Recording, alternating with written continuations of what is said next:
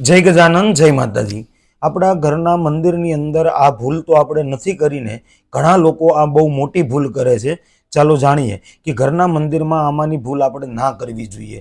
જો આ ભૂલ કરીએ તો આપણા ઘરની અંદર કજિયો, કંકાસ ને ઝઘડાઓ વધી શકે છે, પારિવારિક વાદ વિવાદ થઈ શકે છે, ઘરની અંદર આર્થિક તંગીનો પણ આપણે સામનો કરવો પડી શકે છે, ઘરની અંદર બધાને વધારે પડતો ક્રોધ આવે છે। તો કઈ એવી ભૂલ છે કે લોકો આજે વધારે કરે છે? ચાલો જાણીએ। જાણતા પહેલા કમેન્ટની અંદર જય માતાજી જરૂરથી લખી દેજો। આ વિડીયોને શેર કરવાનું ભૂલતા નહીં। તમારા ઘરના મંદિરની અંદર તમે જે ભગવાનને બિરાજમાન કરો છો, એ જે તમે વસ્ત્ર નીચે પાથરો છો, કપડું, એ ક્યારેય પણ તમારે લાલ કલરનું ન પાથરવું જોઈએ। લાલ કલરનો ઉપયોગ તમારે ઘરના મંદિરની અંદર બહુ ઓછો કરવો જોઈએ। ભગવાનને ક્યારેય પણ લાલ વસ્ત્ર ઉપર બિરાજમાન ન કરો।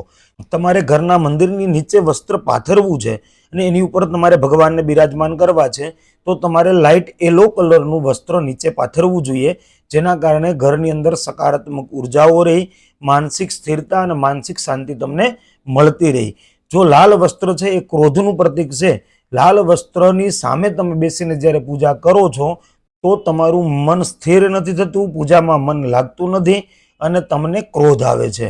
તો લાલ વસ્ત્ર જો તમારા મંદિરની અંદર તમે પાથરેલું હોય તો એ આજે જ લઈ લેજો અને એક લાઇટ યલો એટલે કે પીળા કલરનું વસ્ત્ર તમે મંદિરની નીચે પાથરી શકો છો। જય ગજાનંદ, જય માતાજી।